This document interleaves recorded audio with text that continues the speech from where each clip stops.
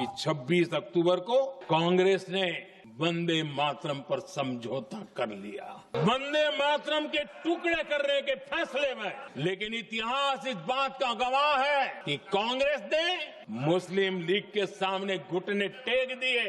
वंदे मातरम इस देश की उन्हीं उम्मीदों की गुहार है जिन्हें आपका शासन हर रोज ठुकरा रहा है। चुनावी सभाओं में कभी बाबा साहब भीमराव अम्बेडकर जी की तस्वीर ये लोग नहीं लगाते थे। इस जवाब की एक पंक्ति प्रधानमंत्री जी ने सुनाई, बाकी पंक्तियां क्यों नहीं सुनाई?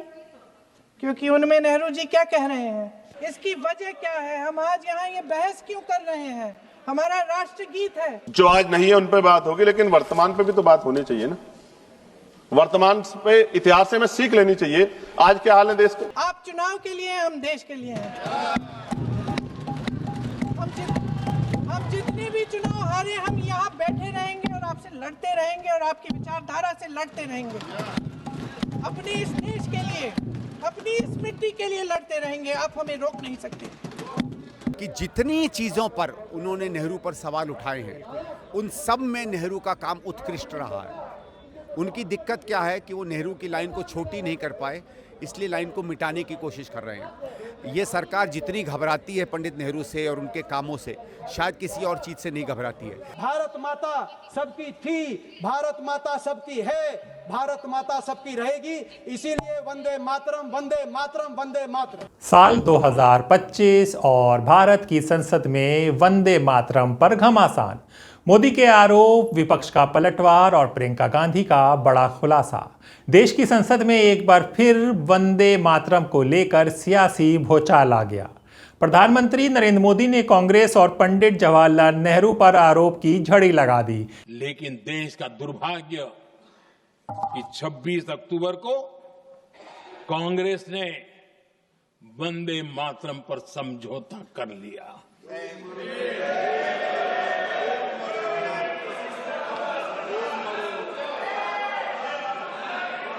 वंदे मातरम के टुकड़े करने के फैसले में, वंदे मातरम के टुकड़े कर दिए।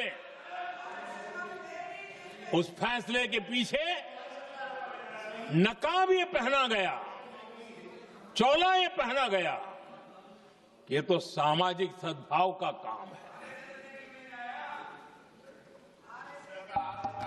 लेकिन इतिहास इस बात का गवाह है कि कांग्रेस ने मुस्लिम लीग के सामने घुटने टेक दिए और मुस्लिम लीग के दबाव में किया।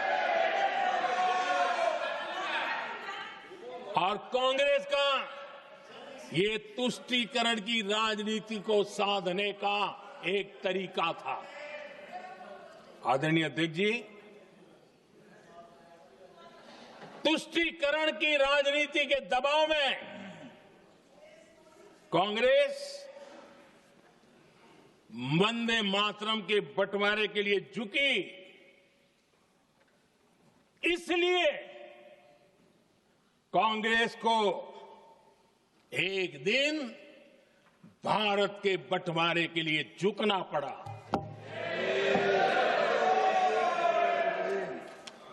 लेकिन इस बार विपक्ष ने चुप रहने के बजाय सीधा और तर्कों के साथ जवाब दिया। नमस्कार, मेरा नाम हैदर अब्बास नकवी है और आप लोग मुझको इस वक्त दा स्वतंत्र पर देख रहे हैं। जी हां, झूठे के 100 दिन हो सकते हैं, लेकिन सच का एक दिन काफी होता है। संसद में बहस चल रही है वंदे मातरम में। इस बहस का सबसे तीखा और असरदार पल तब आया जब कांग्रेस सांसद प्रियंका गांधी वाड्रा ने मोदी सरकार और बीजेपी को संसद के भीतर ही कटघरे में खड़ा कर दिया। अध्यक्ष महोदय जी, सच्चाई ये है कि इनका शासन दमन का शासन है। इनकी राजनीति दिखावे की राजनीति है, इवेंट मैनेजमेंट की राजनीति है, चुनाव से चुनाव तक राजनीति है, तरह तरह के ध्यान भटकाने वाले मुद्दों की राजनीति है। वंदे मातरम इस देश की उन्हीं उम्मीदों की गुहार है जिन्हें आपका शासन हर रोज ठुकरा रहा है। आज भी सरहद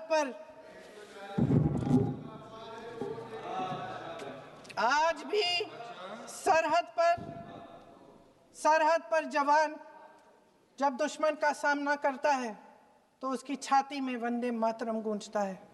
आज भी जब हमारा खिलाड़ी अंतर्राष्ट्रीय खेलों में जाता है तो उसके दिल की धड़कन में वंदे मातरम होता है।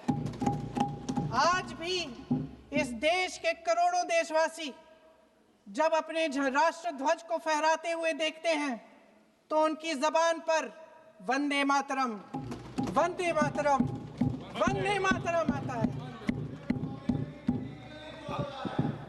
कांग्रेस के हर एक अधिवेशन में 1905 से लेकर आज तक सामूहिक तौर पर वंदे मातरम गाया जाता है। आपके अधिवेशनों में गाया जाता है कि नहीं, ये बताइए। अपने देश की आत्मा के इस महामंत्र को विवादित करके आप एक बहुत बड़ा पाप कर रहे हैं। इस पाप में कांग्रेस पार्टी शामिल नहीं होगी। ये राष्ट्रगीत वंदे मातरम हमेशा से हमें प्यारा है, हमेशा से हमारे लिए पवित्र रहा है और हमेशा के लिए हमारे लिए पवित्र रहेगा। मोदी का हमला कांग्रेस और नेहरू पर 20 बार वार। प्रधानमंत्री मोदी ने अपने भाषण में 13 बार कांग्रेस और 7 बार नेहरू का नाम लिया। मोदी ने आरोप लगाया कांग्रेस और नेहरू ने वंदे मातरम को कभी पूरा सम्मान नहीं दिया। उन्होंने राष्ट्रवाद को कमजोर किया और देश की भावनाओं से समझौता किया। सभापति महोदय, इनका इतिहास खंगाल लीजिए, पूरा निकाल लीजिए। चुनावी सभाओं में कभी बाबा साहब भीमराव अंबेडकर जी की तस्वीर ये लोग नहीं लगाते थे। ये बात अगर सही हो तो बता दो। और ये तस्वीर कब लगाना शुरू किए? इनका एक सहयोगी साथी संगठन, जिस समय समाजवादी पार्टी और बहुजन समाज पार्टी ने मिलकर के इन्हें उत्तर प्रदेश में हरा दिया था, उसी दिन के बाद से बाबा साहब भीमराव अंबेडकर की प्रतिमाओं तस्वीर लगाने लगे। मोदी ने यहां तक कहा कि वंदे मातरम को लेकर देश को भ्रम में रखा गया और कांग्रेस ने इसे कभी दिल से स्वीकार नहीं किया। अब बारी थी प्रियंका गांधी की। प्रियंका गांधी का जोरदार पलटवार इतिहास को तोड़ मरोड़ कर पेश किया जा रहा है। प्रियंका गांधी ने संसद में खड़े होकर कहा, प्रधानमंत्री जी बार बार कांग्रेस और नेहरू का नाम लेकर भ्रम फैला रहे हैं, लेकिन सच्चाई यह है कि वंदे मातरम को राष्ट्रीय आंदोलन का प्रतीक बनाने में कांग्रेस की ऐतिहासिक भूमिका रही है।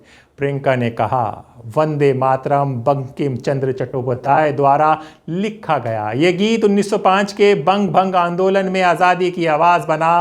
कांग्रेस ने अधिवेशनों में वंदे मातरम गाया था और गाया जाता था। आज़ादी की लड़ाई में इसे जन जन तक कांग्रेस ही लेकर गई। उन्होंने ये भी स्पष्ट किया कि नेहरू ने कभी वंदे मातरम का विरोध नहीं किया, बल्कि उन्होंने देश को एकजुट रखने के लिए संतुलन की नीति अपनाई। वंदे मातरम की जो क्रोनोलॉजी है वो भी आप समझिए, जो असली क्रोनोलॉजी है।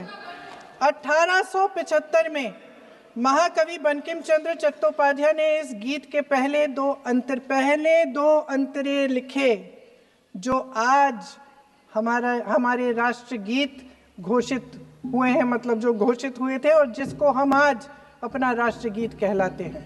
ये पहले दो अंतरे लिखे। 1882 में 7 साल बाद उनका एक उपन्यास प्रकाशित हुआ, आनंद मठ।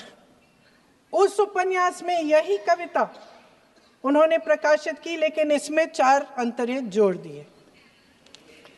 1896 में कांग्रेस के अधिवेशन में गुरुदेव रविंद्रनाथ टैगोर ने पहली बार ये गीत गाया।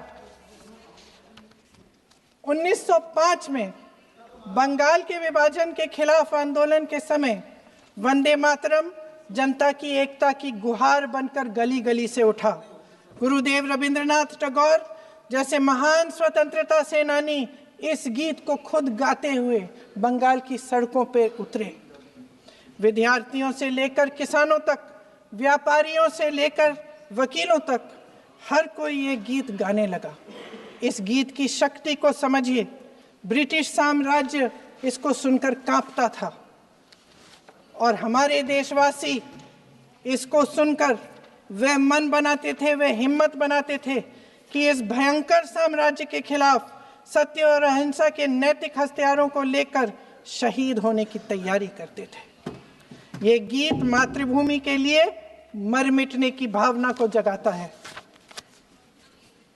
इस गीत की शक्ति ये है, इस गीत का हमारे देश से जुड़ाव ये है। लेकिन 1930 के दशक में हमारे देश में जब सांप्रदायिक राजनीति उभरी, तब ये गीत विवादित होने लगा। 1937 में, अब ये मैं दूसरा उदाहरण देने वाली हूँ क्योंकि प्रधानमंत्री जी ने अपने भाषण में इसका उल्लेख किया और गलत किया, इसीलिए मैं इसके जो सच्चे जो तथ्य हैं वो आपके सामने रख रही हूँ। 1937 में नेताजी सुभाष चंद्र बोस कांग्रेस का अधिवेशन कलकत्ता में होने जा रहा था, उसका आयोजन कर रहे थे। तो जो मोदी जी ने पत्र सुनाया सदन में 20 अक्टूबर का और कहा कि जवाहरलाल नेहरू जी ने नेताजी को ये चिट्ठी लिखी और ये कहा कि इस पर चर्चा होनी चाहिए, उससे पहले 3 दिन पहले नेताजी सुभाष चंद्र बोस ने पंडित जवाहरलाल नेहरू को एक चिट्ठी लिखी थी जिसका जिक्र आपके प्रधानमंत्री ने नहीं किया। सुन लीजिए सुभाष चंद्र बोस जी ने क्या कहा, सुन लीजिए। My dear Jawahar, reference Vande Mataram, we shall have a talk in Calcutta and also discuss the question in the working committee if you bring it up there. I have written to Dr. Tagore to discuss this matter with you when you visit Santi Niketan. Please do not forget to have a talk with him when you visit Santi Niketan. ये 17 अक्टूबर को लिखी जाती है। 10 अक्टूबर को नेहरू जी इसका जवाब देते हैं और आपके और 20 अक्टूबर को, हाँ ठीक है, 20 अक्टूबर को नेहरू जी इसका जवाब देते हैं। इस जवाब की एक पंक्ति प्रधानमंत्री जी ने सुनाई, बाकी पंक्तियां क्यों नहीं सुनाई? क्योंकि उनमें नेहरू जी क्या कह रहे हैं? There is no doubt that the present outcry against Vande Mataram is to a large extent a manufactured one by the communalists.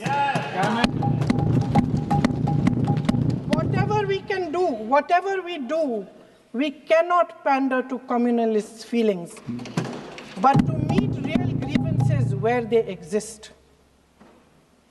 I have decided now to reach Calcutta on the 25th morning.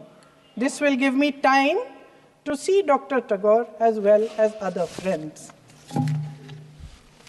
समझ रहे हैं आप? प्रधान चुप है तो समझ ही गए होंगे। फिर क्या होता है?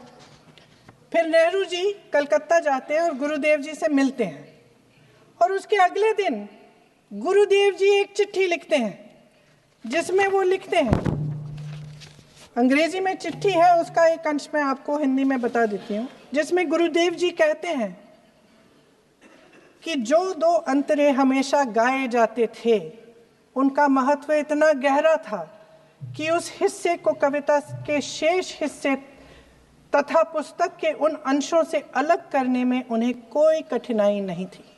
उन्होंने ये कहा कि स्वतंत्रता संग्राम में हमेशा से वही 2 अंतरे ही गाए जाते थे और उनको गाते हुए कुर्बानी देने वाले सैकड़ों शहीदों के सम्मान के लिए उन्हें ऐसे ही गाना उचित रहेगा। उन्होंने यह भी कहा कि बाद में जोड़े गए अंतरों का सांप्रदायिक मायना निकाला जा सकता है और उस समय के माहौल में उनका इस्तेमाल अनुचित होगा।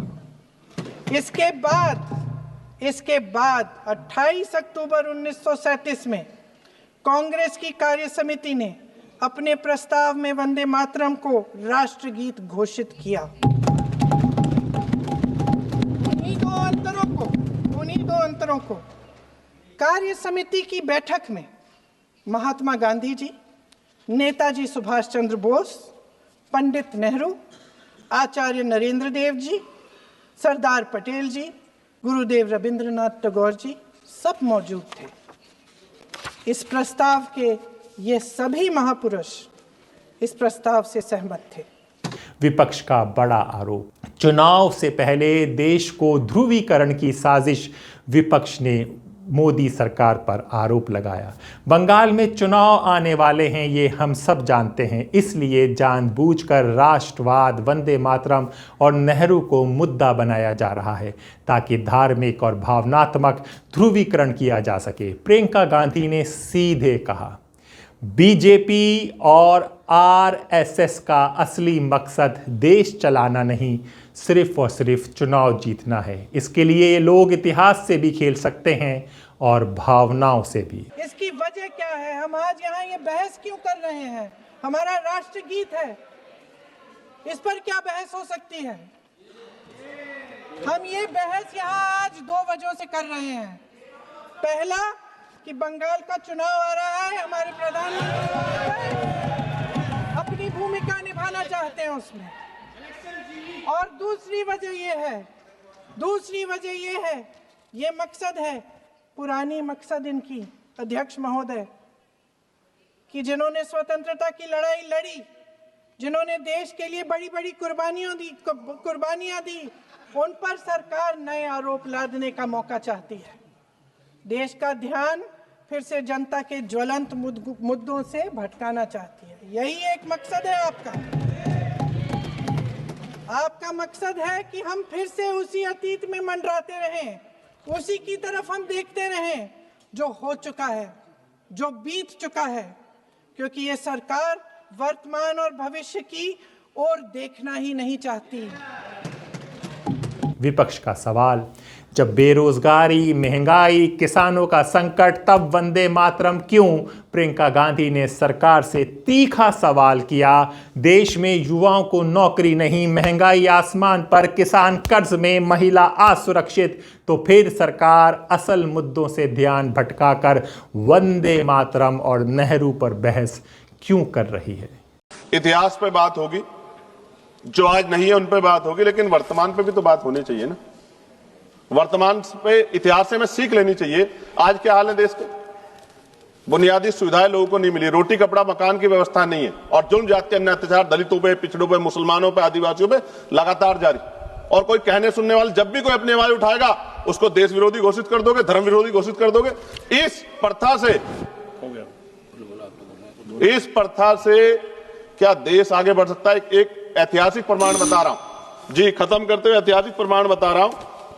राम प्रसाद मिसमिल जी ने आजादी की लड़ाई के लिए हिंदुस्तान रिपब्लिकन एसोसिएशन बनाया चाहे, लेकिन जब उन्हें लगा कि एक धर्म के लोग या एक जाति के लोग या एक क्षेत्र के लोग आजादी की लड़ाई को नहीं लड़ सकते, तो 1928 में शहीद आजम सरदार भगत सिंह जी ने उसमें सोशलिस्ट वर्ड जोड़ा। हिंदुस्तान सोशलिस्ट रिपब्लिकन एसोसिएशन क्यों बनाया? क्योंकि जब हम मिलकर रहेंगे तभी देश आगे बढ़ सकता है। और मुझे पूरा ऐसा लगा जब मैंने सत्ता पक्ष को सुना कि वो राजनीतिक एजेंडे के जरिए सिर्फ मुसलमानों को टारगेट करते हुए इस बहस को लाना चाहते हैं, उनके पीछे उनका कोई और तर्क नहीं। सभापति जी, खत्म करते हुए मैं ये कह रहा हूं, आज का नौजवान अपना हक मांग रहा है, आज की बेटियां उड़ान चाहती है, उनके लिए सरकार पे क्यों योजना नहीं? बस इसी एजेंडे में फंसा के लगातार वो देश के नौजवानों को चलना चाहते हैं। ये ज्यादा दिन चलेगा नहीं। मैं आपके माध्यम सरकार से कहना चाहता हूं कि बुनियादी मुद्दों पर चर्चा करें, बेरोजगारी पर चर्चा करें, महंगाई पर चर्चा करें, महिला सुरक्षा पे, सम्मान पे, उनके सशक्तिकरण पे चर्चा करें, और देश की तरक्की पे मिलकर कैसे आगे बढ़े इस पर चर्चा करें। बहुत बहुत धन्यवाद। जय भीम, जय भारत, जय संविधान, जय मंडल, जय जोहार। धन्यवाद सभापति महोदय। मोदी सरकार पर सीधा आरोप, इतिहास को राजनीतिक हथियार बनाया जा रहा है। विपक्ष का साफ आरोप है कि मोदी सरकार इतिहास को मोड़ मरोड़ कर पेश कर रही है, स्वतंत्रता संग्राम के नायकों को राजनीतिक लाभ के लिए इस्तेमाल किया जा रहा है और देश को भावनात्मक तौर पर बांटने की रणनीति अपनाई जा रही है। The question that we must be asking today as we mark this Vande Mataram's 150th year is that have we been able to deliver the justice, liberty, equality and fraternity? Unfortunately, to end, just as we keep on singing about Vande Mataram, you exclude people. Take for example Northeast, for 75 years it is not a myth. Just as the Europeans have said, India has past, not history. And Bengali nationalist says, we must have a history. That's the nationalist imagination. Today, the Northeast is still not included in the so-called Indian history. That exclusion. Dalits have been excluded. You are suspicious of a minority like Muslims. You have keep on excluding people. You are not doing justice to Bharat Mata, which is the millions of citizens in this country. So the true meaning of celebrating Vande Mataram is to uphold what we have promised to ourselves in our constitution. And it is in this sense, just as you are able to spend 10 hours of discussion here, I dare the nationalist feeling in you, the Deshbhakt, that devotion in you should demand a discussion on Manipur at least for 3 hours. For heaven's sake, let's discuss Manipur and then we will know what is Vande Mataram. संसद का संदेश साफ। अब जनता सवाल कर रही है। इस पूरे घटनाक्रम के बाद ये साफ हो गया, अब जनता सिर्फ नारे नहीं जवाब चाहती है, सिर्फ राष्ट्रवाद नहीं रोजगार चाहती है, सिर्फ अतीत नहीं भविष्य की गारंटी चाहती है। और यही वजह है आज संसद में मोदी सरकार को विपक्ष के सबसे तीखे हमले का सामना करना पड़ा। हम तो देश के लिए हैं, हम देश के लिए हैं। आप चुनाव के लिए हैं, हम देश के लिए हैं। हम जितने भी चुनाव हारे, हम यहाँ बैठे रहेंगे और आपसे लड़ते रहेंगे और आपकी विचारधारा से लड़ते रहेंगे। अपने इस देश के लिए, अपनी इस मिट्टी के लिए लड़ते रहेंगे। आप हमें रोक नहीं सकते। संसद में वंदे मातरम के नाम पर जो बहस हुई उसने ये तो साफ कर दिया, बीजेपी और मोदी इसे राष्ट्रवाद का मुद्दा बता रहे हैं, जबकि विपक्ष इसे चुनावी ध्रुवीकरण की साजिश बता रहा है। और अब फैसला आपके हाथ में, देश की जनता को करना है कि ये नारे चाहिए या रोजगार, आरोप चाहिए या समाधान, इतिहास की लड़ाई या भविष्य की तैयारी।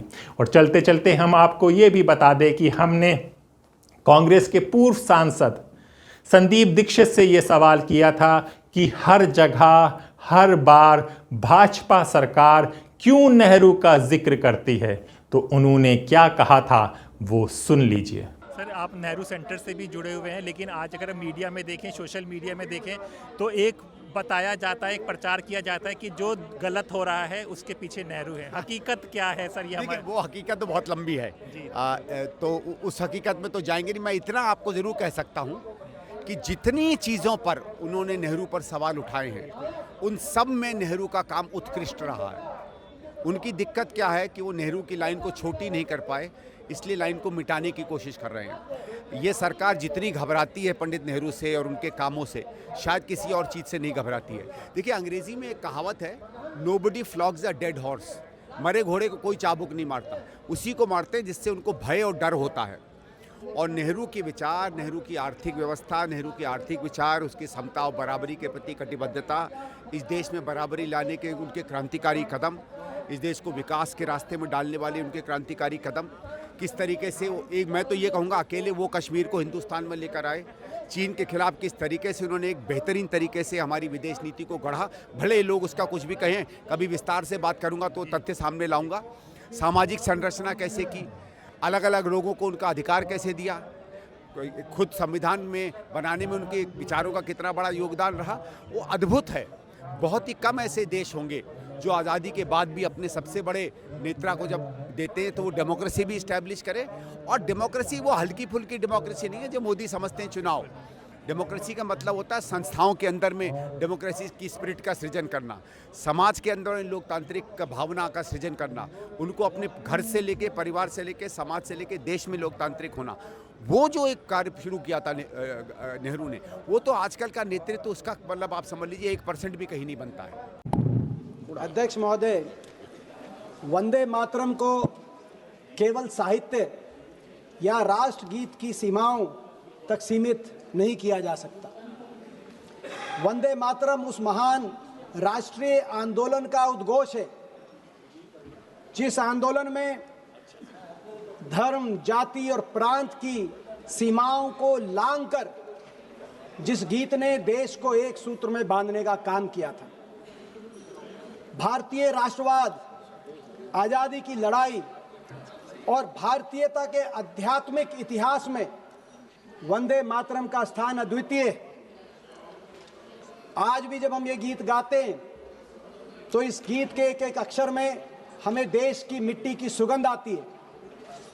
हमें इस गीत के एक एक अक्षर में लाखों शहीदों की तस्वीर दिखाई देती है। हमें इस गीत के एक एक अक्षर में स्वतंत्रता संग्राम की आवाज सुनाई देती है और इस गीत के एक एक अक्षर में आजाद भारत के पिछले 75 साल की गौरव गाथा की गूंज भी सुनाई देती है और भारतवर्ष के स्वर्णिम भविष्य के सपने भी संजोए जाते हैं। वंदे मातरम एक गीत ही नहीं, ये भारत की राष्ट्रीय चेतना जगाने का एक महामंत्र था और इस महामंत्र को देने वाले बंकिम चंद्र चट्टोपाध्याय जी को इसीलिए ऋषि कहा गया है। मैं उनको महर्षि भी कहूंगा। और आज वंदे मातरम देने के 150वीं वर्षगांठ पर मैं ये मांग करूंगा सरकार से कि इसको देने वाले महर्षि, जिनको प्रियंका जी ने महाकवि भी कहा, बंकिम बाबू की प्रतिमा संसद के, लोकतंत्र के इस मंदिर संसद में स्थापित की जाए। सरकार इस पे प्रस्ताव लाए, उसका हम समर्थन करेंगे।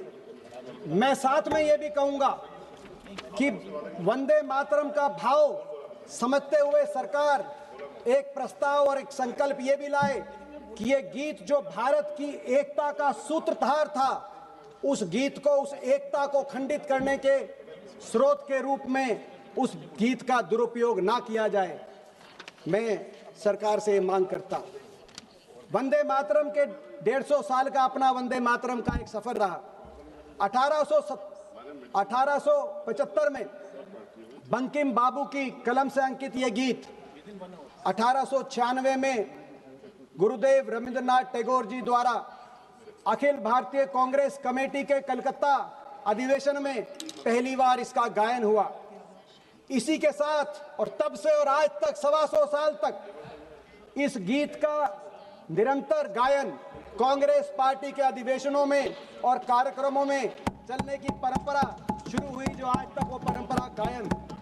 1905 में जब अंग्रेज ने, लॉर्ड कर्जन ने बंगाल को सांप्रदायिक आधार पर बंगाल के 2 टुकड़े करने का प्रस्ताव दिया, तो बंगाल में हर धर्म का, हर मजहब, हर जाति के लोग एक साथ वंदे मातरम इस गीत के गान के साथ खड़े हुए और बंग भंग के विरोध में आंदोलन हुआ, जिस आंदोलन की अगुवाई भारतीय राष्ट्रीय कांग्रेस के सुरेंद्रनाथ बनर्जी, लाल बाल पाल जैसे महान कांग्रेस के नेताओं ने जिस आंदोलन की अगुवाई की। उसके बाद 1907 में देश के दूसरे कोने अविभाजित पंजाब, जो पंजाब हिंदू कुश की पर्वत से और जमुना के तट तक जिस परिवार पंजाब का आकार था, जब उस पंजाब में अंग्रेज की गाज पंजाब के किसान के अधिकारों पे पड़ी, तो पगड़ी समाल जट्टा आंदोलन पंजाब में हुआ। जिस पगड़ी समाल जट्टा आंदोलन में पंजाब के एक एक गांव में वंदे मातरम की गूंज फिर सुनाई दी। अंग्रेजों ने बहुत यातनाएं उस आंदोलनकारियों पर ढाई और उस आंदोलन में शहीद भगत सिंह जी के चाचा सरदार अजीत सिंह जी और मेरे स्वयं के परदादा चौधरी मातूराम हुड्डा जी को उस समय काले पानी की सजा अंग्रेजों ने सुलाने का कार्य किया। 1907 के बाद 1908 में खुदीराम बोस जैसे क्रांतिकारी नौजवान ने वंदे मातरम का नारा देते हुए फांसी के फंदे को चूमने का कार्य किया। तो उसके बाद देश के 2 कोनों में, 2 केंद्रों में, लाहौर से लाला लाजपत राय और कलकत्ता से श्री अरबिंदो ने वंदे मातरम नाम से प्रकाशन शुरू किए, जिसने राष्ट्रीय चेतना को जगाने का कार्य किया। 1921 में महात्मा गांधी ने जब 1921 में असहयोग आंदोलन का बिगुल बजाया, तो देश में लाखों कांग्रेसी वंदे मातरम का नारा देते देते अंग्रेजों की जेलों में गए। धीरे धीरे ये भारतीय राष्ट्रीय कांग्रेस के कार्यक्रमों में गायन करने वाला एक गीत नहीं, देश की आवाज बन चुका था। गांधी जी ने इस गीत के बारे में क्या कहा, मैं पढ़ के बताना चाहूंगा। गांधी जी ने 1915 में लिखा, जब मैं छोटा था मुझे आनंद मठ या उसके अमर लेखक बंकिम के बारे में कुछ नहीं पता था, तब भी वंदे मातरम ने मुझे प्रभावित किया था, और जब मैंने इसको पहली बार सुना तो इसने मुझे मंत्रमुग्ध कर दिया था। मैं इसमें सबसे पवित्र राष्ट्रवाद की भावना को पाता हूं। इसी प्रकार से जब पंडित जवाहरलाल नेहरू 1929 में भारतीय राष्ट्रीय कांग्रेस के अध्यक्ष चयनित हुए तो 29 के कांग्रेस के अधिवेशन में उन्होंने अपना भाषण का समापन वंदे मातरम के गायन से किया, और उन्होंने चिट्ठी लिखी अधिवेशन की आयोजन समिति को कि हर अधिवेशन का प्रारंभ वंदे मातरम के गीत से किया जाए। 1937 की बहुत बातें हुई। 1937 में भारतीय राष्ट्रीय कांग्रेस ने गुरुदेव रविंद्रनाथ टैगोर जी के प्रस्ताव को हूबहू स्वीकार करते हुए वंदे मातरम को राष्ट्रीय गीत के रूप में स्वीकार किया।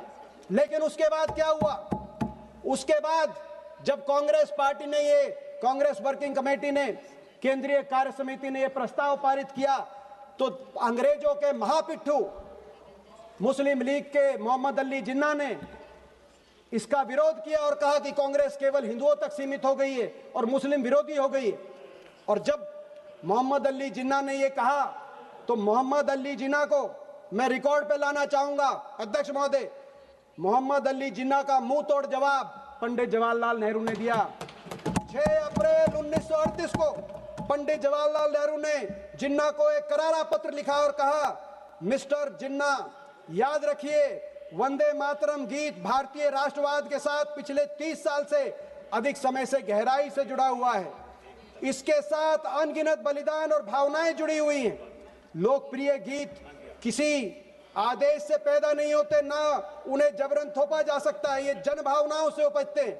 पिछले 30 साल से अधिक समय में ऐसा कभी नहीं माना गया कि वंदे मातरम गीत में कोई सांप्रदायिक भाव छुपा है, और इसे हमेशा से भारत की प्रशंसा में देशभक्ति का गीत माना गया है। पंडित जी ने लिखा, जब जिन्ना, अंग्रेजों के महापिट्ठू जिन्ना वंदे मातरम का विरोध कर रहे थे और कांग्रेस और पंडित नेहरू उस विरोध का करारा जवाब दे रहे थे, तो कुछ ऐसे भी संगठन थे जो सत्ताधारी दल से जुड़े हुए हैं, जो अपना गीत गा रहे थे। उन्होंने जिन्ना के इस विरोध के बारे में उस समय कुछ ऐसा नहीं कहा जो रिकॉर्ड में हो। यही नहीं, 1947 देश की आजादी 14-15 की मध्य रात्रि जब भारत स्वतंत्र हो रहा था, आजादी की पहली सांस हिंदुस्तान लेने जा रहा था, तो पंडित नेहरू ने संविधान सभा के अध्यक्ष डॉक्टर राजेंद्र प्रसाद जी को एक पत्र लिखा और उस पत्र में उस कार्यक्रम की रूपरेखा को प्रस्तावित किया जो आजादी का पहला महोत्सव मध्य रात्रि को बनाया जा रहा था। और उस पत्र में यह लिखा कि मैं आग्रह करता हूं कि उस कार्यक्रम का प्रारंभ वंदे मातरम के गायन से हो, और ऐसा ही हुआ। अंततः देश की आजादी के बाद 1950 में संविधान सभा ने इसको राष्ट्रगीत के रूप में अपनाया, और खूबसूरती ये थी उस संविधान सभा में सरदार पटेल, मौलाना आजाद, डॉक्टर राजेंद्र प्रसाद, पंडित जवाहरलाल नेहरू, बाबा साहब भीमराव अंबेडकर, मेरे स्वर्गीय दादाजी चौधरी रणवीर सिंह हुड्डा और श्यामा प्रसाद मुखर्जी भी शामिल थे। सबने एक मत से, एक स्वर में इसको अपना राष्ट्रगीत माना। किसी ने 284 सदस्यों में से एक ने भी कोई आपत्ति नहीं करी, एक ने भी कोई संशोधन किसी एक अक्षर पे नहीं किया। राष्ट्रगीत के रूप में एक एकता के भाव से हमें अपनाया। देश की आजादी में असंख्य लोगों ने वंदे मातरम बोलते बोलते अपने प्राणों की आहुति दी। असंख्य लोगों ने अंग्रेजों की यातनाएं सही, जेल के दर्शन किए। मुझे भी गर्व है अध्यक्ष महोदय इस बात पर कि मैं एक ऐसे परिवार से हूं जिसकी 2 पीढ़ियों ने उस आजादी के आंदोलन में कुर्बानियां दी। मेरे परदादा जी को अंग्रेज ने काले पानी की सजा सुनाई, तो मेरे खुद के दादाजी 8 साल तक ब्रिटानिया हुकूमत की काली कोठड़ी और जेलों में रहे, जिनमें से 4 साल उनको सजा वंदे मातरम के गायन के बाद हुई। और उन्होंने जब अपनी आत्मकथा लिखी तो उस आत्मकथा का नाम, चौधरी रणबीर सिंह जी की आत्मकथा का नाम song of freedom Vande Mataram के नाम से उन्होंने अपनी आत्मकथा लिखी। ये भाव था। आज वर्तमान संदर्भ में जब हम वंदे मातरम का गायन करें तो हमें वंदे मातरम गीत के अर्थ को भी गहराई से समझने की आवश्यकता है। वंदे मातरम गीत की आत्मा में भारतीय संस्कृति की आध्यात्मिक प्रतीक भारत मां। मगर प्रश्न उठता है, बहुत सी जन्मभूमि अपनी जन्मभूमि को पिता कहते हैं, बहुत से मुल्क कोई बंधु कहते हैं, कोई भाई कहते हैं, बहन कहते हैं, मगर मां ही क्यों? भारत मां ही क्यों? क्योंकि मां जननी है, मां पालनहारी है। भारत की संस्कृति में मां ही करुणामयी है, मां ही है जो चाहती है उसकी हर संतान फले फूले, खुश रहे, हर संतान को वरदान मिले, हर संतान के प्रति करुणा हो, जैसे कि इस गीत के आगे के अक्षरों में कहा गया है। और मां ही है जिसके लिए हर संतान बराबर है। राजनाथ सिंह जी ने कहा कि मां के, भारत मां के लिए जनगण मन और वंदे मातरम बराबर है, मगर मां ही है जिसके लिए हर संतान बराबर है। संतान में भेद नहीं हो सकता, चाहे वो संतान किसी धर्म की है, चाहे वो किसी जाति की है, किसी भाषा की है। ये उन्होंने नहीं कहा। वो मां ही है, वो मां ही है जो हमेशा ये चाहती है कि उनकी संतान आपस में प्यार से रहें, मोहब्बत से रहें, आपस में संतान में लड़ाई ना हो, झगड़ा ना हो। और इसीलिए भी मां, क्योंकि हर संतान के लिए भी मां से बढ़कर कुछ नहीं। मातृभक्ति का भाव हर संतान के दिल में पवित्र होता है। कोई संतान ये नहीं कह सकती कि मुझे मां से ज्यादा प्यार है और तुझे मां से कम प्यार है। इसीलिए दूसरों की देशभक्ति करने पे प्रश्न चिन्ह लगाने वाले सच्चे देशभक्त नहीं हो सकते। और मां ही क्यों? क्योंकि हमारी सृष्टि में और हमारे संस्कारों में मां से बड़ा कोई नहीं हो सकता, मां से बड़ा कोई व्यक्ति नहीं हो सकता, मां से बड़ा कोई संगठन नहीं हो सकता, मां से बड़ी कोई सरकार नहीं हो सकती, मां से बड़ी कोई विचारधारा नहीं हो सकती, और मां से बड़ा कुछ नहीं हो सकता। और भारत मां से बड़ा तो कुछ भी नहीं हो सकता। ये हमारे संस्कार। मां क्यों? क्योंकि मां कभी राजनीति में कोई सच्चा मातृभक्त अपनी मां को अपनी राजनीति का हथियार नहीं बना सकता। इसीलिए मां, वो मातृभक्ति क्या जो राजनीति में अपनी मां को घसीटे। आज मैं देखता हूं तो दुख होता है जब मातृभक्ति की आड़ में वोट भक्ति की लालच दिखाई देती है। आज मैं देखता हूं तो दुख होता है जब राष्ट्रवाद को वोटवाद के लिए प्रयोग करने के प्रयास होते हैं। मातृभक्ति पवित्र होनी चाहिए। अपनी राजनीतिक शक्ति बटोरने के लिए मातृभक्ति का प्रयोग नहीं होना चाहिए। वंदे मातरम, कुछ लोग वंदे मातरम से ज्यादा वंदे मातरम का उच्चारण वंदे वोटरम के लिए करते हैं और कर रहे हैं। आज ये देख रहा है देश। मां इसीलिए भी कि विभिन्नताओं और अनेकताओं से भरा ये देश, इस देश को अगर एकता के एक भाव में कोई कुछ पिरो सकता था तो अपनी माता के लिए जो भाव उत्पन्न हुआ वो पिरो सकता था। और यही कारण था कि आजादी के आंदोलन में देश एक हुआ। अंग्रेजों के फूट डालो, राज करो, डिवाइड एंड रूल, जाति धर्म के आधार पर देश के समाज को तोड़ो और भारत मां को गुलामी की जंजीरों में जकड़े रहो। अंग्रेजों की उस रणनीति को देश ने एक होकर विफल किया। ये एकता का भाव, और यही एकता का भाव बंगाल में बंग भंग के विरोध में जो आंदोलन हुआ उसमें दिखा। और यही एकता का भाव 1950 में जब संविधान सभा ने एक स्वर से एक मत से सबने इसको राष्ट्रगीत के रूप में चुना, यही एकता का भाव दिखा। भारत मां के प्रति जो भाव था और कैसे उसमें सब एक सूत्र में बंधे चले गए। मैं एक उदाहरण देना चाहता हूं अध्यक्ष महोदय। शाहजहांपुर से आए दो दोस्त पंडित राम प्रसाद बिस्मिल और क्रांतिकारी अशफाक उल्लाह खान, दोनों को अंग्रेजों ब्रिटेन हुकूमत ने जब फांसी की सजा सुनाई तो अशफाक उल्लाह खान क्या लिखते हैं, फांसी से लटकने के पहले उनकी कलम क्या लिखती है, उन्होंने लिखा, मैं पढ़ना चाहूंगा। अशफाक उल्लाह खान ने लिखा, जाऊंगा खाली हाथ मगर ये दर्द साथ ही जाएगा, जाने किस दिन हिंदुस्तान आजाद वतन कहलाएगा। बिस्मिल कहते हैं, फिर आऊंगा फिर आकर भारत मां तुझको आजाद कराऊंगा। जी करता है मैं भी कह दूं पर मजहब से बन जाता हूं, मैं मुसलमान हूं, पुनर्जन्म की बात नहीं कर पाता हूं। हाँ खुदा अगर मिल गया कहीं तो अपनी झोली फैला दूंगा और जन्नत के बदले उससे यहां ही पुनर्जन्म मांगूंगा।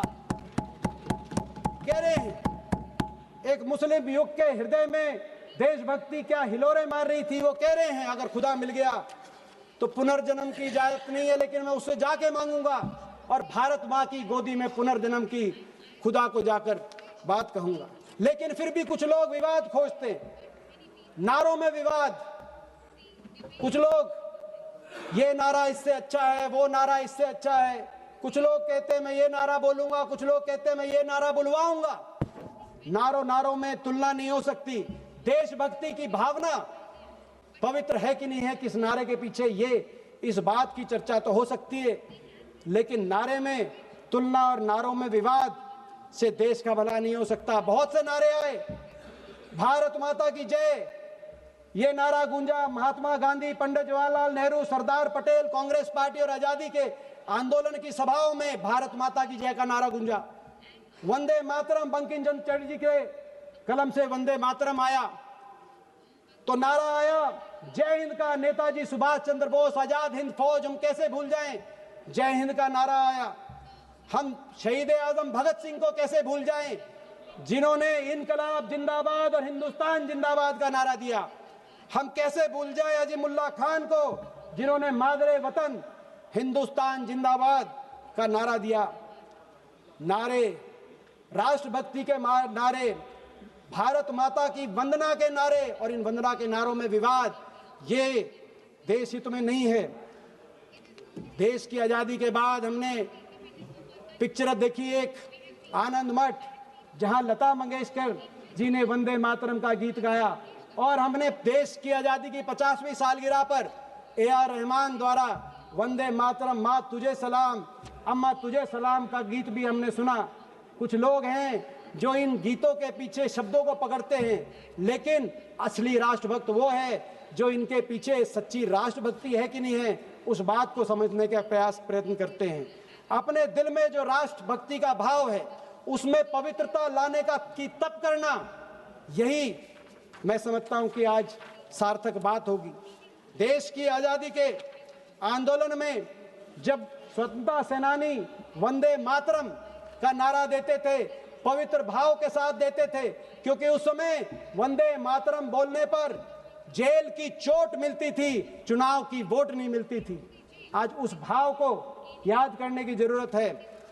आज मगर आजाद हिंदुस्तान के 75 वर्ष पे भी मैं कुछ कहना चाहूंगा। आज हम वंदे मातरम का उद्घोष कर रहे हैं तो पिछले 75 वर्ष के आजाद की गौरव गाथा को भी हम याद कर रहे हैं। वंदे मातरम, क्योंकि पिछले 75 वर्ष में हम भारत मां की संतानों ने विंस्टन चर्चिल जैसे उन लोगों को गलत साबित किया जो कहते थे हिंदुस्तान में इतनी अनेकताएं हैं कि टुकड़े टुकड़े हो जाएगा, देश एक नहीं रहेगा। लेकिन पंडित जवाहरलाल नेहरू, बाबा साहब अंबेडकर और सरदार पटेल ने जो देश की नींव रखी, उस नींव पर चलकर देश 75 साल में एक भी रहा।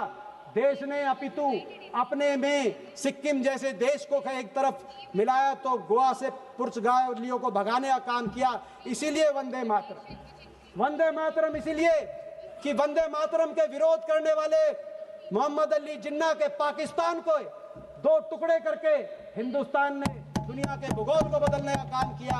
इसीलिए वंदे मातरम इसीलिए आज विश्व की सबसे बड़ी लोकतंत्र अगर कहीं है आज तक के इतिहास में तो भारतवर्ष है, इसीलिए वंदे मातरम। वंदे मातरम देश दुनिया की तीसरी सबसे बड़ी अर्थव्यवस्था। वंदे मातरम देश आजादी के समय 30 करोड़ देशवासियों को बाहर से अनाज आयात करके पेट भरना पड़ता था। उस देश के किसान ने आज 140 करोड़ देशवासियों का पेट भी भरने का काम किया, हमारे गोदामों को भरने का भी काम किया है। इसीलिए वंदे मातरम। वंदे मातरम इसीलिए देश की फौज, जय हिंद की सेना जो दुनिया की सर्वश्रेष्ठ सेना है, उस सेना ने कभी भारत माता का शीश झुकने नहीं दिया। इसीलिए वंदे मातरम। वंदे मातरम हम क्योंकि सबसे प्राचीन सभ्यता है, मगर सबसे युवा देश है, ओल्डेस्ट सिविलाइजेशन, मगर यंगेस्ट नेशन, इसीलिए वंदे मातरम। न वंदे मातरम इसीलिए क्योंकि नेहरू जी के कार्यकाल में बने IIT, IIM, एम्स से निकले डॉक्टर और इंजीनियर दुनिया के जब कोने कोने में गए तो पूरी दुनिया ने माना कि सबसे सर्वश्रेष्ठ अगर डॉक्टर इंजीनियर कहीं से आए हैं, प्रोफेशनल आए हैं, तो वो हिंदुस्तान के माने गए। इसीलिए वंदे मातरम। वंदे मातरम इसीलिए जो इसरो बनाई गई, उस इसरो के माध्यम से अमेरिका के मुकाबले 20% ही बजट में हमारा मंगलयान मार्स पहुंच गया। इसीलिए वंदे मातरम। वंदे मातरम इसीलिए देश के सामने जो आंतरिक चुनौतियां आई पिछले 75 साल में, अलगाववादी ताकतें, आतंकवादी ताकतें, उन्होंने जब सर उठाया तो हमने जो कुर्बानी देनी थी, लाखों लोगों ने कुर्बानी दी। हमारे पूर्व प्रधानमंत्री इंदिरा गांधी जी ने भी अपनी जान की कुर्बानी दी, राजीव गांधी जी ने भी अपनी जान की कुर्बानी दी, लेकिन इन आतंकवादी अलगाववादी विचारधाराओं को पनपने नहीं दिया और देश को एकजुट रखा।